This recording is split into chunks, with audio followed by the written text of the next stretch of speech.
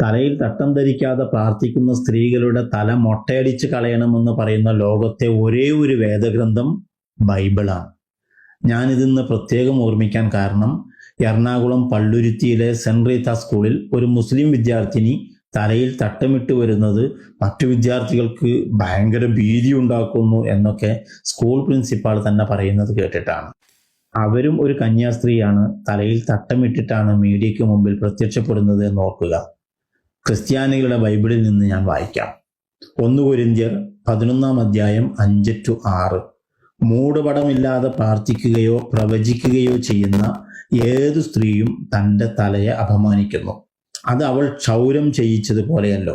സ്ത്രീ മൂടുപടം ഇടുന്നില്ലെങ്കിൽ മുടി കത്രിച്ചു കളയട്ടെ. കത്രിക്കുന്നതോ ക്ഷൗരം ചെയ്യിക്കുന്നതോ സ്ത്രീക്ക് ലജ്ജയെങ്കിൽ മൂടുപടം ഇട്ടുകൊള്ളട്ടെ.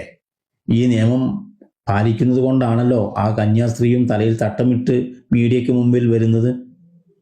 സ്വന്തം വിശ്വാസപരമായ ആചാരപരമായ കാര്യങ്ങൾ പാലിക്കുന്നത് മറ്റുള്ളവർക്ക് ഭീതി പടർത്തുന്നുണ്ട് എന്ന് അവർ വിചാരിക്കുന്നുണ്ടോ?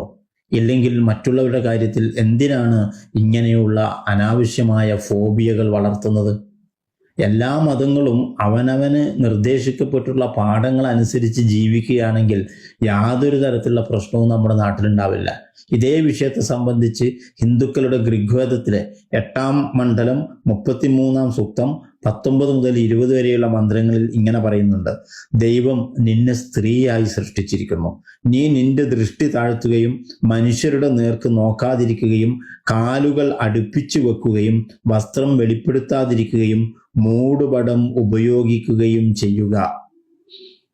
ഇത് ഹൈന്ദവ ധർമ്മത്തിൽ പാലിക്കപ്പെടുന്ന ഒരു ആശയമാണ്. പലപ്പോഴും ഉത്തരേന്ത്യയിൽ നിന്നുള്ള ഹൈന്ദവ സ്ത്രീകളുടെ ഫോട്ടോസ് നാം കാണാറുണ്ട്. അവർ തലയിൽ തട്ടം ധരിച്ചിട്ടാണ് കാണാറുള്ളത്.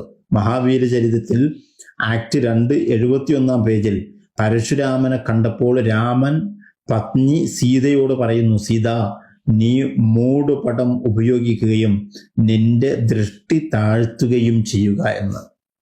ഋഗ്വേദത്തിൽ 10-ാം മണ്ഡലം 85-ാം സൂക്തം 30-ാം മന്ത്രം ഇങ്ങനെയാണ്: പുരുഷന്മാർ സ്ത്രീകളുടെ വസ്ത്രം ധരിക്കരുത് എന്ന്.